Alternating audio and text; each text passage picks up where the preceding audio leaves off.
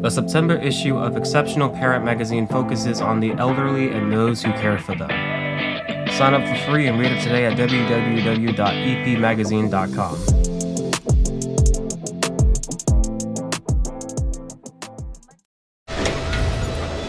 Hi, baby. I'm back. You see, I own the replacer. I replace you so you can play Call of Duty Black Ops 6. Really good. Where's Dad? I'm your daddy now. Oh. Hello, Daddy. I like that. Mittens is stuck again. Mittens, you did this to yourself. Sir, can you please just unlock the doors? Just give me 5 stars. Now get the hell out of my car. Tacos, anyone? No! Blessings and gifts for all. Your Holiness! Kiss your own baby, lady. Bim, bim, bim, bim, bim, bim, bless. Call of Duty Black Ops is back. Oscar Mike Radio is a proud podcast partner of Reats Across America Radio, heard every Thursday at 11 a.m. and Sunday at 8 a.m. Eastern. They're also big supporters of the nonprofit I Got Your Six, 2 Lives at Once. And with every wreath you sponsor through Oscar Mike Radio, $5 goes back to this great organization dedicated to making a difference in the lives of veterans, law enforcement, firefighters, and first responders battling PTSD. 2 Lives at Once pairs these brave men and women together with dogs rescued from kill shelters. In this way, 2 lives are saved at the same time by saving each other. Donate now. Go to reatsacrossamerica.org/Oscar Mike Radio to help. That's reatsacrossamerica.org/Oscar Mike Radio.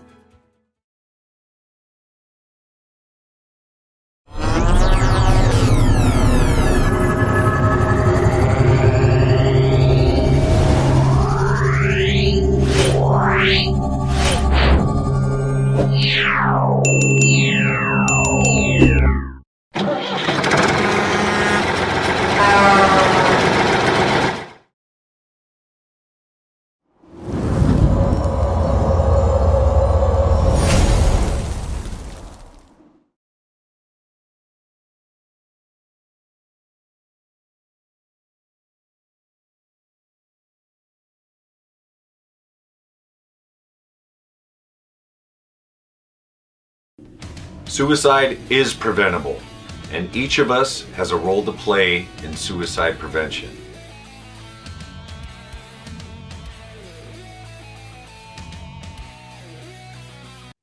Hello and welcome again to Oscar Mike Radio. My name is Travis, Marine Corps veteran and your host. Oscar Mike Radio is part of the Hubazoo Network. You can find out more on hubazoo.com. I want to thank my sponsors, Joyce Asack of Asack Real Estate, Army National Guard veteran Mark Holmes of Reapers Detailing and Power Washing, and my supporters, Cason Shaving Company. Thank you, Travis Arnold, and Faye Simon, Editor-in-Chief of Exceptional Parent Magazine. I love your work. It's 2025, and I've said this all year with Oscar Mike Radio. This year is about relationships, meeting new people and exploring new possibilities and ways of thinking. And I've been doing this for 8 years, but this is a show of first. So for the first time, I've had attorneys on Oscar Mike Radio, but I haven't had a true professor and an attorney on Oscar Mike Radio. And we're talking about nuclear weapons and nuclear weapons law. And I am pleased and honored to have attorney and professor Charles Moxley on Oscar Mike Radio. Sir, thank you so much. Welcome to the show. Well, thank you, Travis. I'm delighted to be here and to have this discussion with you. So we're talking about, ladies and gentlemen, nuclear weapons and how the law can apply to nuclear weapons and proliferation.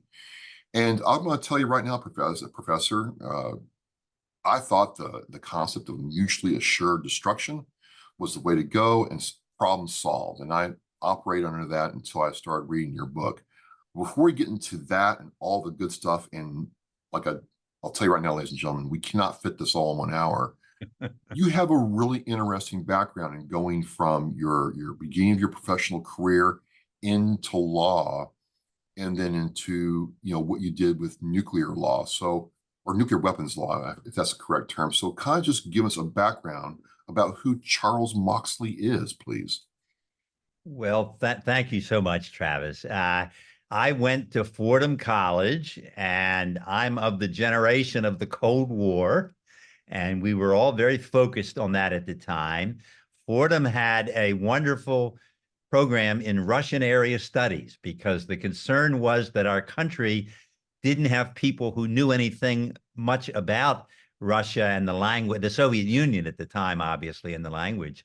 So I studied political science and Russian area studies, and I developed an interest in international law. And I was able to go to Fordham, the Columbia Law School, which was at the time and still is very big in international law. And then I became a practicing lawyer. But as a practicing lawyer, one is able to be active on bar association activity. So I was active in a number of lawyers groups in the international law area. So that's sort of how I got started with my interest in this area.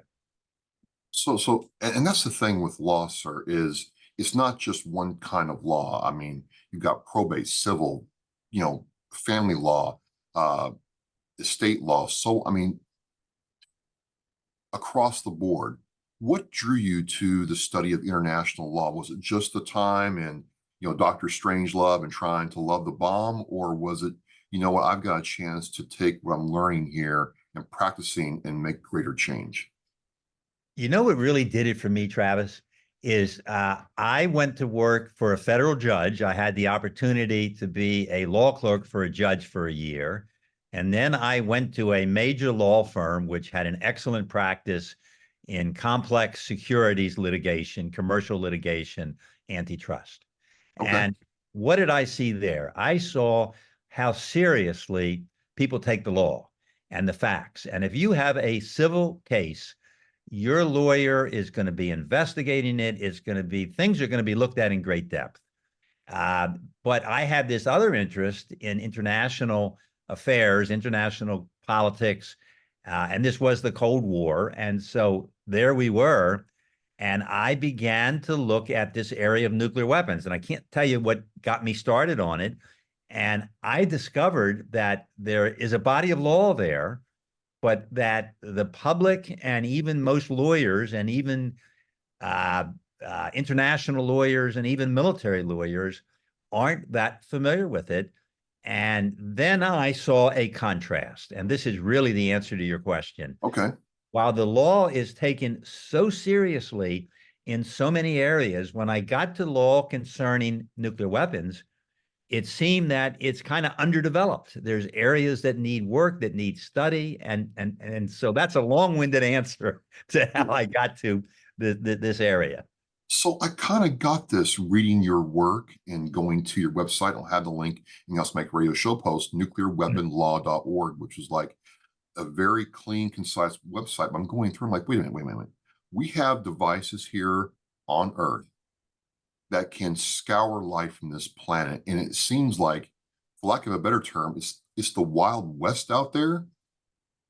It's almost like it's like fiction that can't be real, but it is.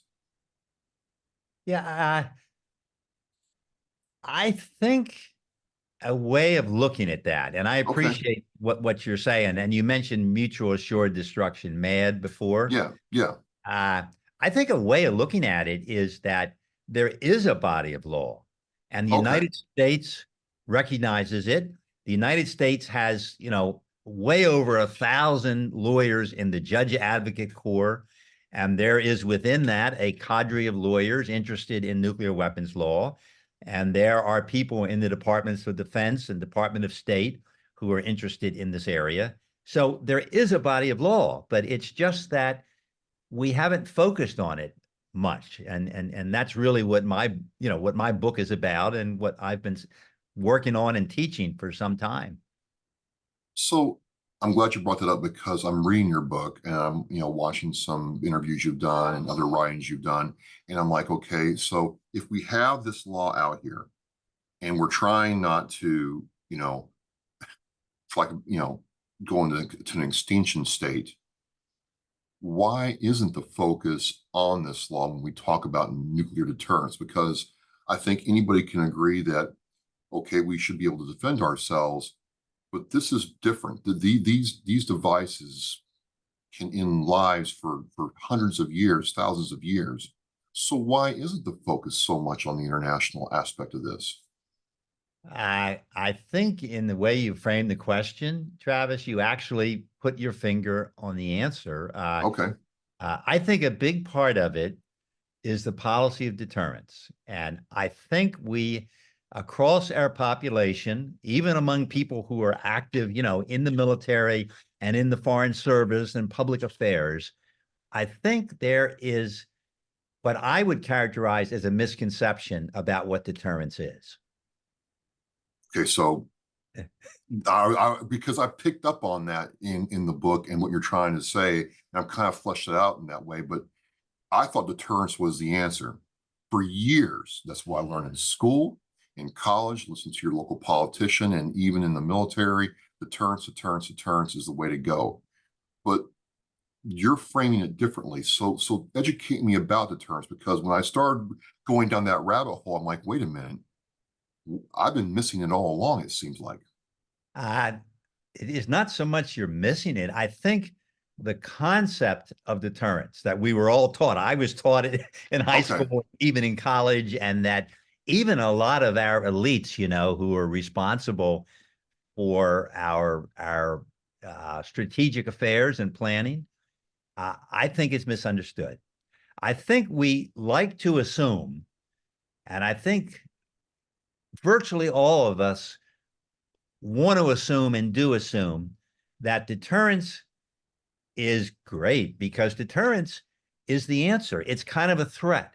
All we have to say is we're strong and we have these weapons. And if you were saying this to another country that might be our war, it might be our enemy in a war, our adversary or potential adversary, we're saying don't do something that is inimical to our vital interests, because we will respond. And as you said, during the Cold War and even now, it's mutual assured destruction.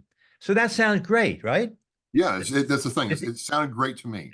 It sounds great, of course. Yeah, we don't have to do anything. All we have to do is make a threat, and we're safe, and nobody's going to do things that we seriously don't like. And so, I mean, that's, I think, the reason why law is important, because that attitude, I think it's a fallacy.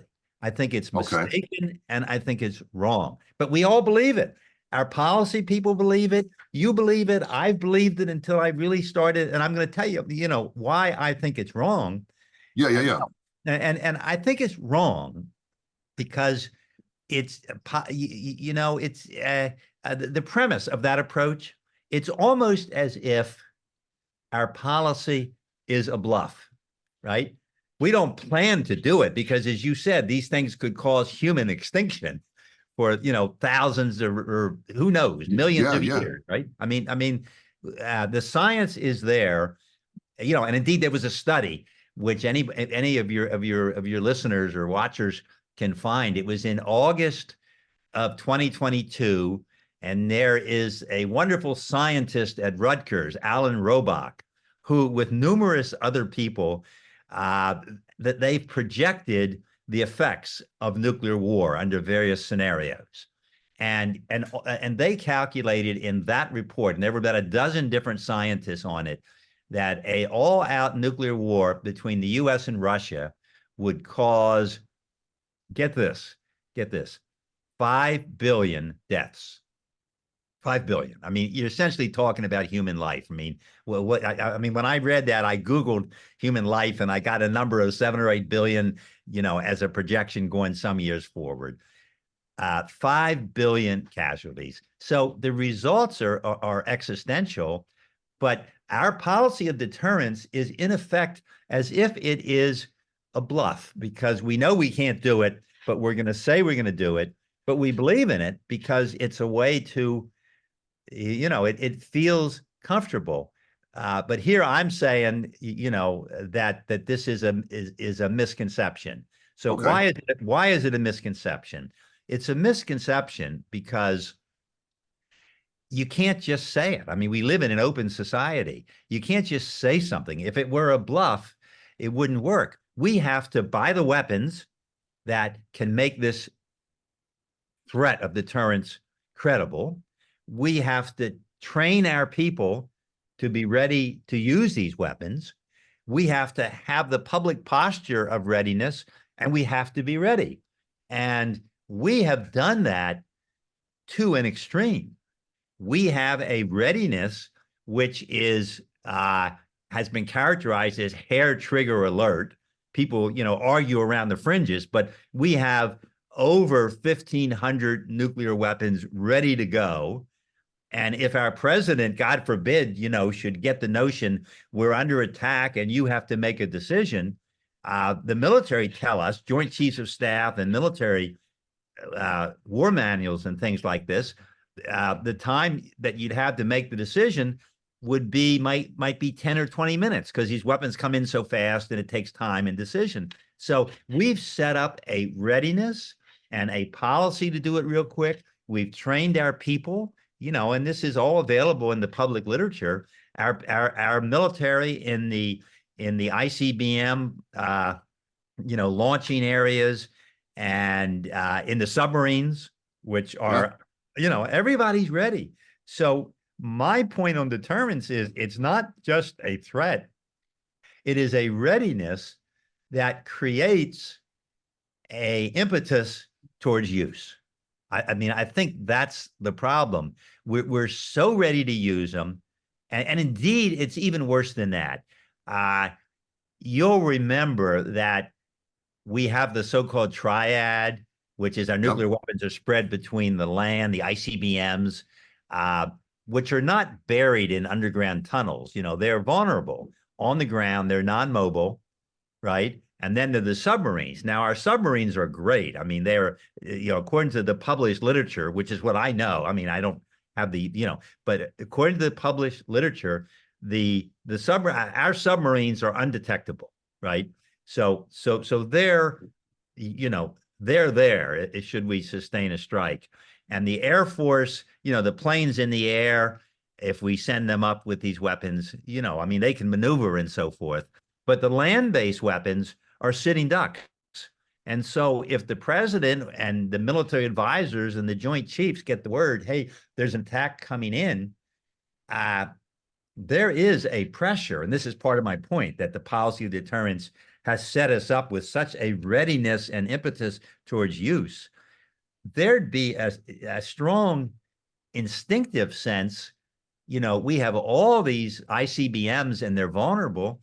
They can be knocked out on this incoming strike should that happen, unless we launch them before they're knocked out. So you have a strategy which in that regard, as well as by the alertness level regard, which is destabilizing because the other side's going to know, oh, we can come back real quick. So then they have to do something more quickly. And of course, they're as bad as we are or worse because I mean, we're going to maintain certain standards, one would believe, but plus we have worked a lot on the safety and the accuracy and the like, but it's also destabilizing because we have what we have and a potential enemy has what it has.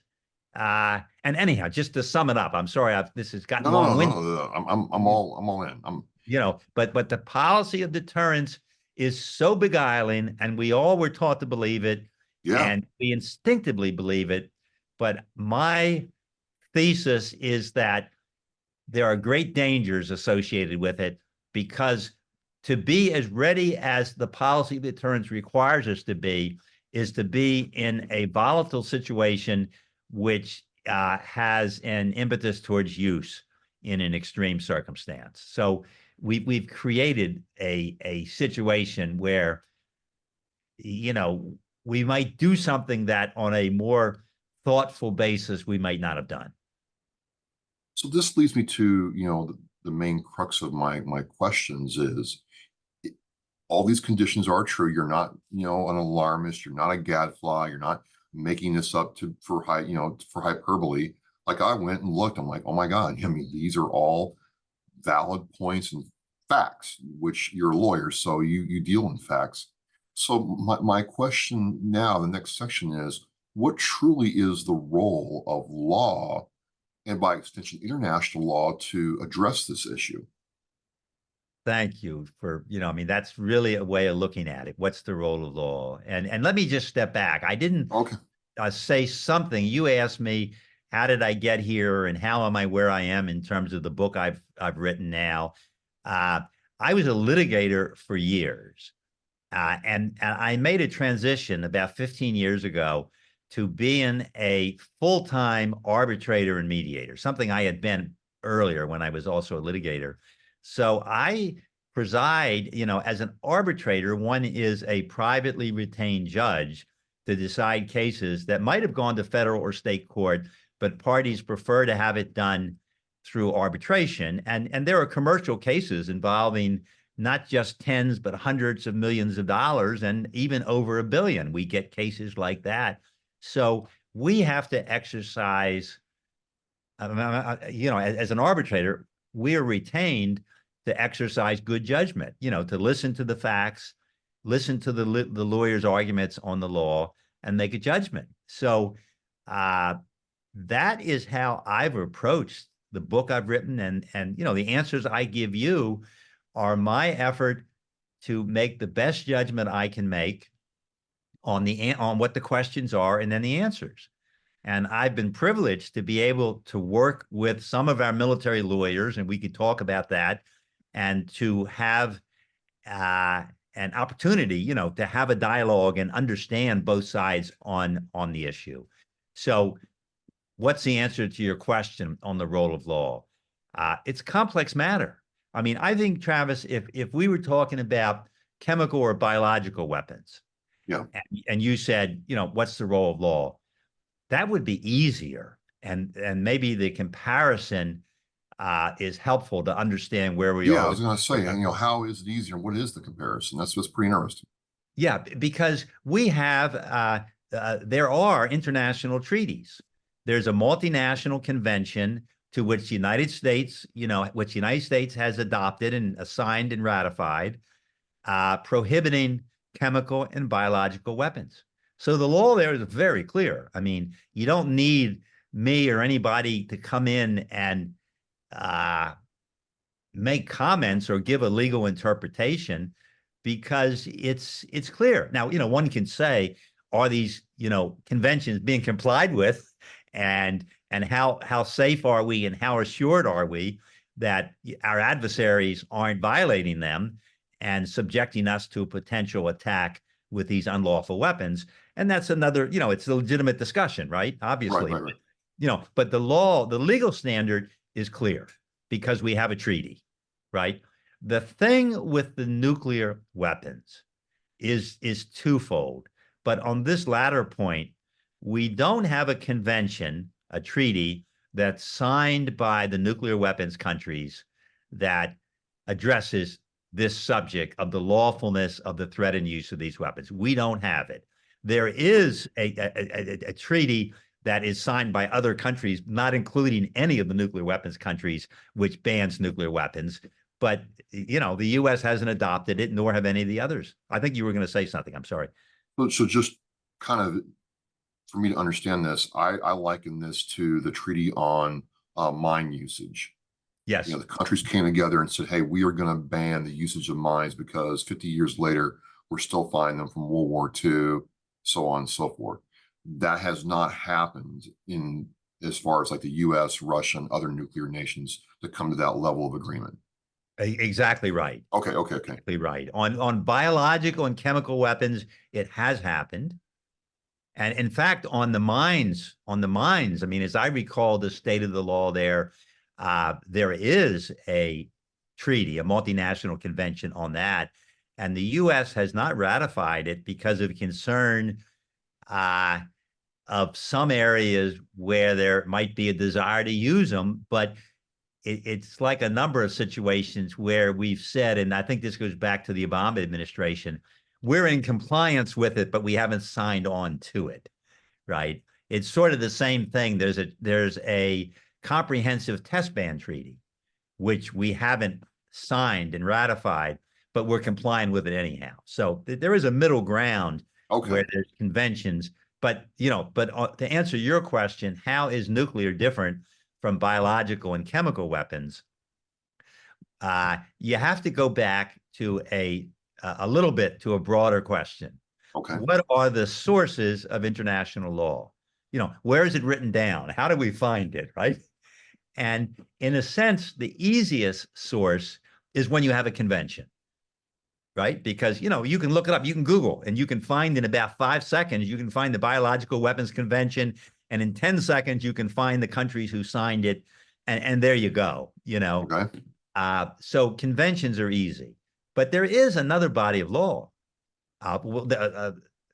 There are several other sources of law, but a major other source of law is so-called customary law. And this is not controversial from me.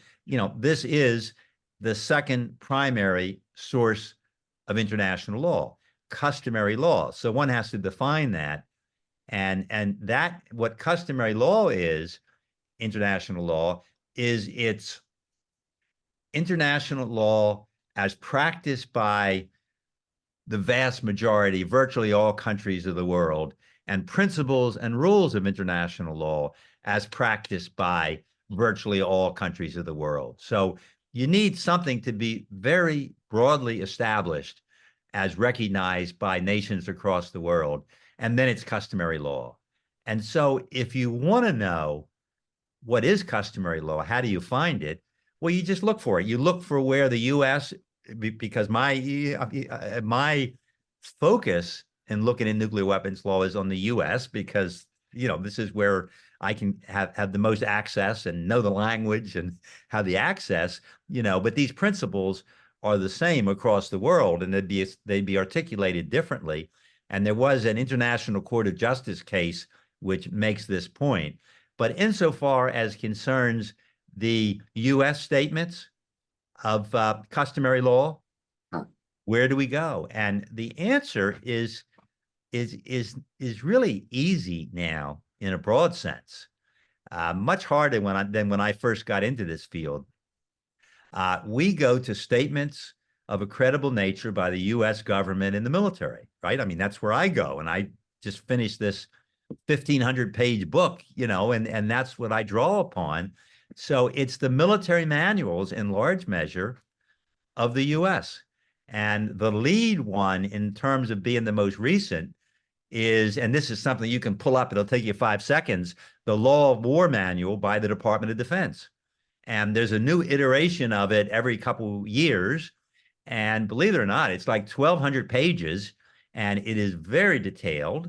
And it's written by very serious lawyers who, study this stuff at Georgetown and Harvard, and, this is what they do. And there it is. So there are statements of it by the U.S., and that's one of the best examples, and other sources, and it's not controversial, And when I went to write my book and do my analysis, having come from a private litigation practice and, being more a practical guy than a professor, I said, okay, I'm going to take the law as the U.S. has stated the law to be, and then I'm going to take the essentially incontrovertible facts as concerns these weapons, and that's how I'm going to do my analysis. So I've taken the law from the U.S. statements of the law, and then I've taken the facts from what you would take it if somebody said, if you said I'm going to research the facts on these weapons, you'd go to credible sources, right? And you'd be able to distinguish. So in answer to your question, is there law and what's the role of law? It's harder with nuclear because we don't have the convention, but it's not really that hard. The U.S.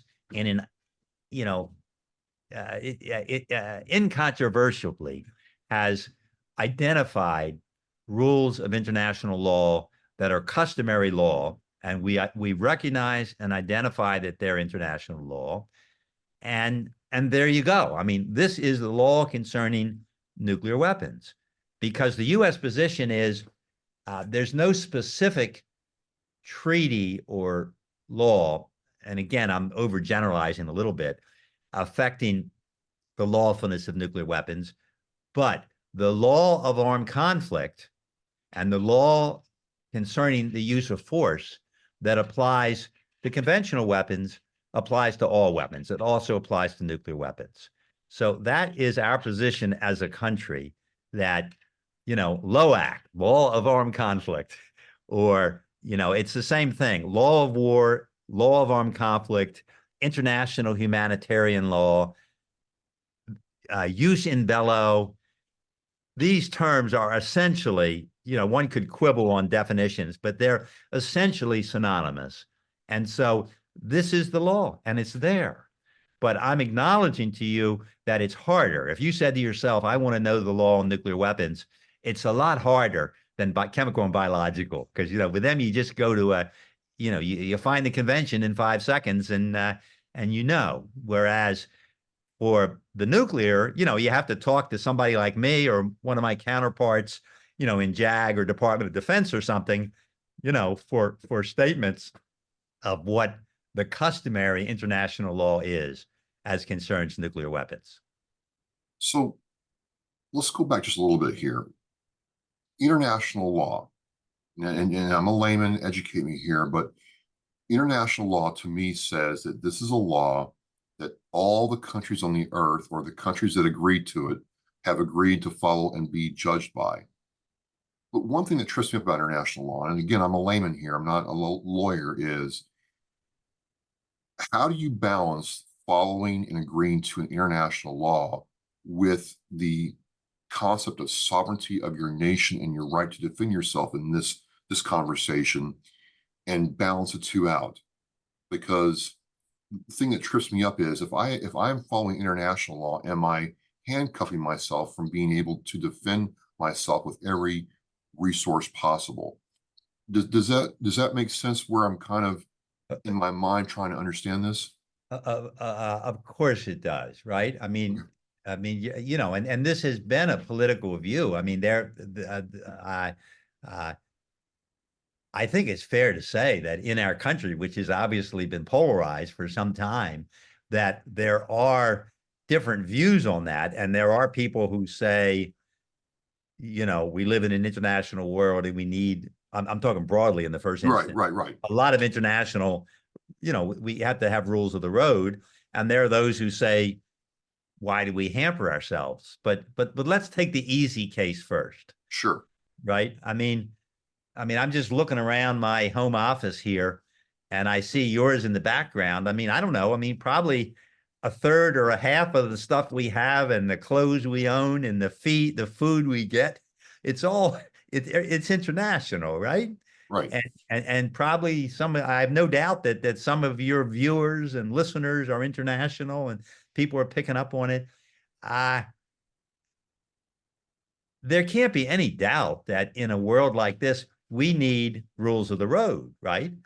And in fact, just as an example, that's a good part of what I do as an arbitrator. I'm an arbitrator for international as well as domestic cases. So I have international arbitration all the time. I mean, I have a case now involves a securities dispute involving, a company and an issuer in China, and a dispute with people who bought the shares over here because they're listed on the stock exchange. I've had 3 or 4 cases involving China. I have cases involving many different countries of the world. So I don't think it's controversial, if anybody thinks about it, that we need to have law that affects things that are transnational, right? I mean, we have to have it. And we do. I mean, there are international commercial standards.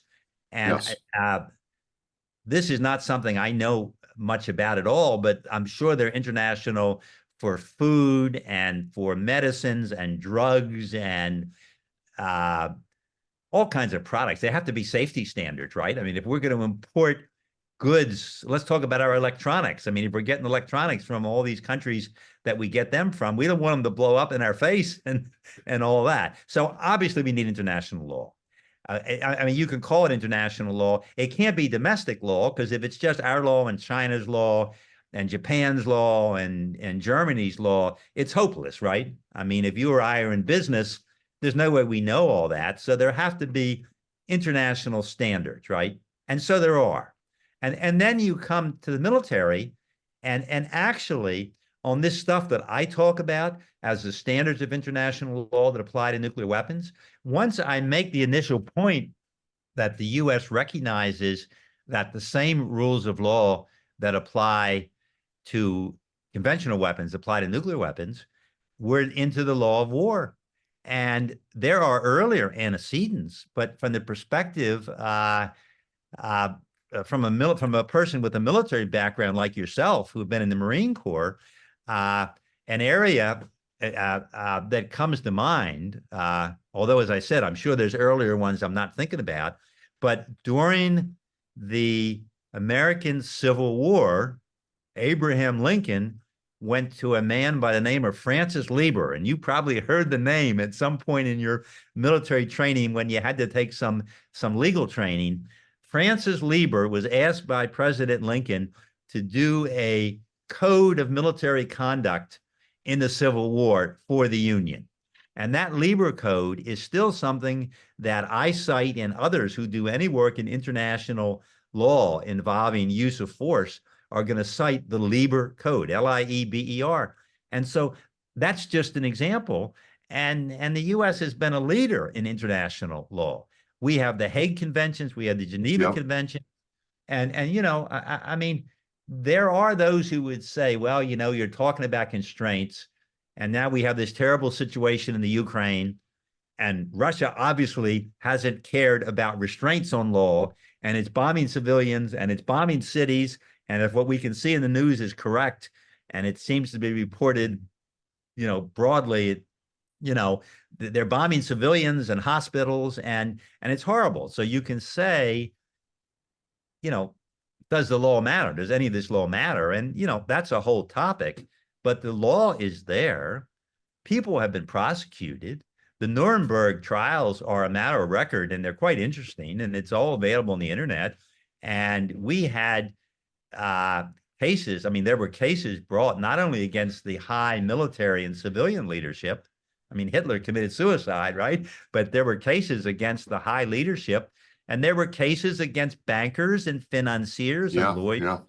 A lot of the extraneous people were acquitted, but there were some convictions, you know. So there is this body of international law, but I hear you, you know, why should we tie our hands? I have a quote in the book that, and I can't remember who said it, but it was like an authoritative military person who was making a statement. I think I pulled it out of one of the military manuals, or maybe it was a court decision, saying, hey, you know, people say, why do we care or follow this body of international law? And it says, you know, many of our people are alive because many of our soldiers are alive because soldiers who are prisoners of war have to be treated a certain way.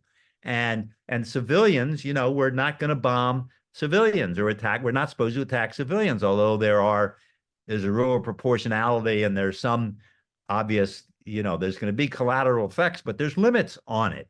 So I hear you on not binding ourselves, and we've heard some of our leadership at times say that, but that's more political rhetoric, I think, than thinking that anybody would stand by upon a little bit of discussion, because there are these rules. The U.S., you know, I mean, if you bring somebody in from JAG, you know, who talks about this same stuff that I do, and I'd certainly encourage you to do it, and I can give you names of people who do it, you know, they would say the same thing. They would tell you that we as a country are very committed to this. I mean, that's why the Department of Defense Law of War Manual, I mean, just pull it up. That's why it's 11 or 1,200 pages. I said 1,200 pages. That may be with the index. We purport to take it seriously.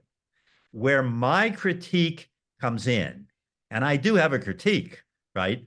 Where my critique can I read your thesis statement? Yes. You have it.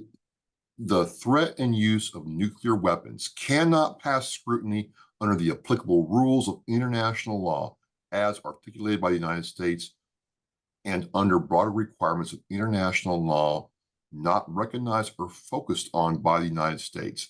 And I've really like grasped and focused on that statement, because it says to me that there's a pathway, a framework out there, but we, the U.S., are choosing not to, apply ourselves to it, and that really interested me, as I understood it.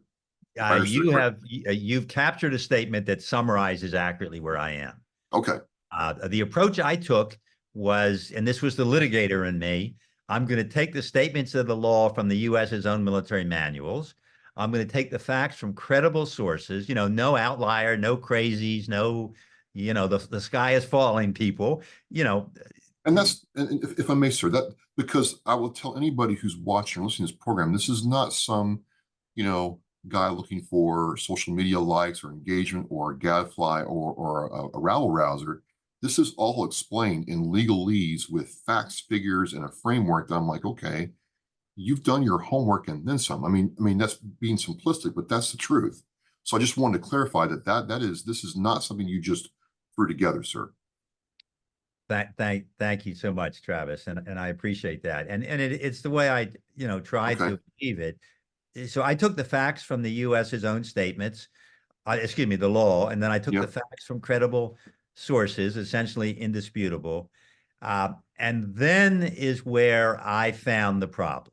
So the thing that I'm adding to the discussion is I think when our military and civilian lawyers go and apply the principles as we have recognized them, acknowledged them, and asserted them in our own military manuals to the essentially indisputable facts, I think we're falling short.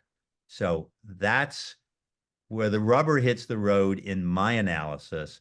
I think a lot of it comes from the fact that we've all inherited this, right? I mean, yes.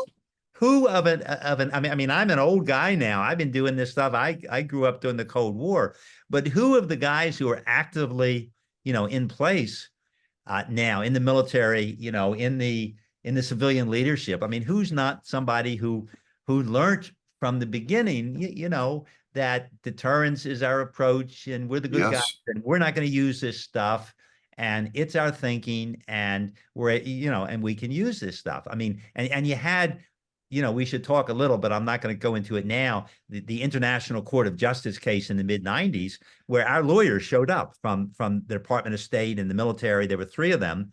One of whom's still around. I spoke to him a couple of weeks ago, and I tried to get him involved. He was the head lawyer for our group for the representing the U.S. Just to step back. So where the issues arise, in my view, is where the U.S. as a country goes to apply these weapons. I think we're falling short.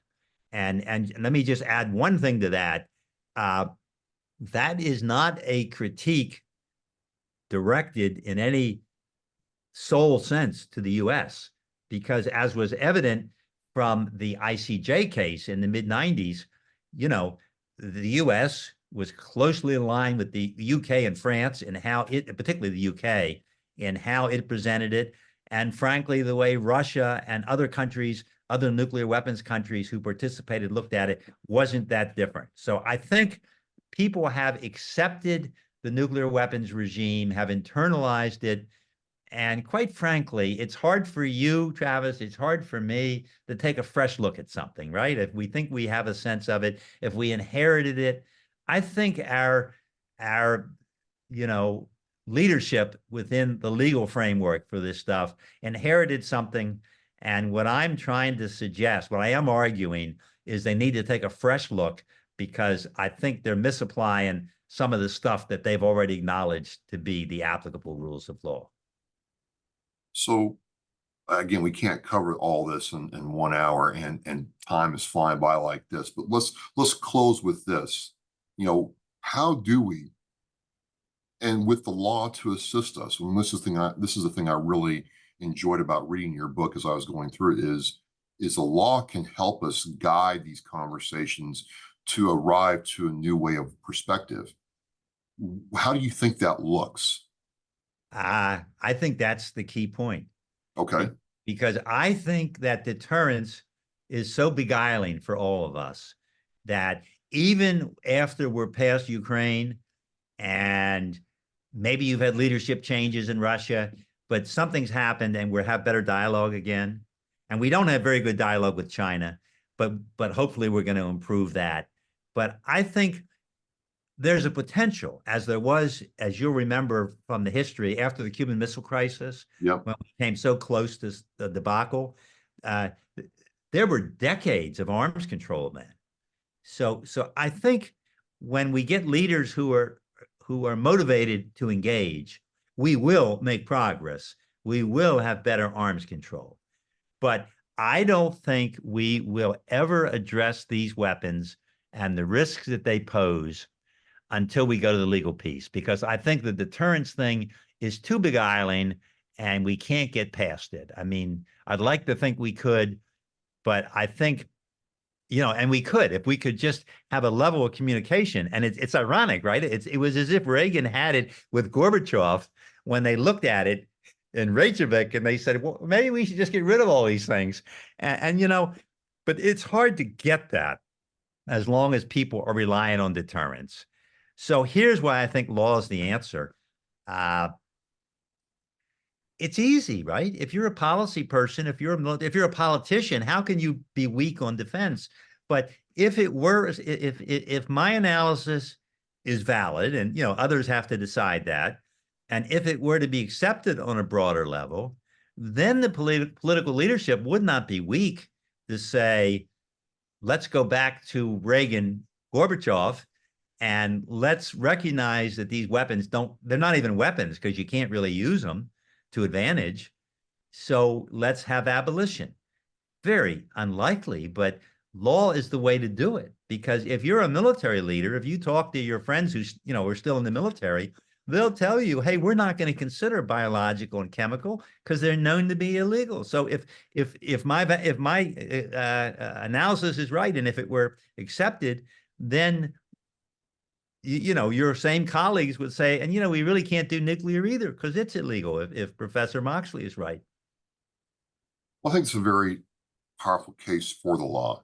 And what really interests me in our conversation and how to frame this is we in the military often don't think of the law until you get written up for some infraction, real or imagined, right? But Yeah. and outside of the military, you got the old saying, justice is blind, the scales, and that lady is blind for a reason, right? So it's hard for us to understand. And because also, Professor, the law is often seen as punitive at best in a lot of cases. But in this case, the law is a framework to move past this for abolition. And looking at the numbers in your book of who has what in terms of total volume of nuclear weapons, it's hard to make the case that we need to keep this going at the cost and expense, human or otherwise. So I just found it extremely interesting. Well, thank you. And I appreciate your questions. I think you really pointed me and pointed us towards the real issues here. Well, look, time flies. And like I said, we just scratched the surface. Like I've got like a whole 2 pages of other questions. Let's end on the fact that the law does have a role, and I'll get with your people and see about part 2. But this certainly is something that a lot of us in the military don't even think about because, well, it's all been taken care of, but it's not been. And a lot of the stuff still running this are back from the 60s and 50s. There's a lot of questions you raised for a very good reason, sir. Well, thank you. Thank you, sir. I've enjoyed talking with you. Well, again, this is just one of those conversations where you can't get it all into 1 hour. I don't want to try to. Professor Moxley, thank you for educating me and us about how the role of law can help keep us safe. And I'm looking forward to talking with you again soon, sir. Thank you. I look forward to it as well. It's Charles Oscar Mike Radio. I'm going to have all the links to Professor Moxley's work in the Oscar Mike Radio show post. We will see you next time. As we always say, we are mission in flight. Remember, on it teaches our mission. We care about it. We do it every day. But I think there are things that just hit you and give you a reason to go on. The theme for our 2024 for Reads Across America is Live with Purpose. It just seem to fit in with the vows of the REIT, the 10 attributes that we feel represent our United States military. I thought, what a great opportunity to put those two things together and show our kids through how we act some of the things that can make their lives better, their communities better, and by doing that, the country better. For me, live with purpose, I think, it's a mindset. Set some guidelines and then go out and purposefully make life different, make a change. It's an opportunity to set an example.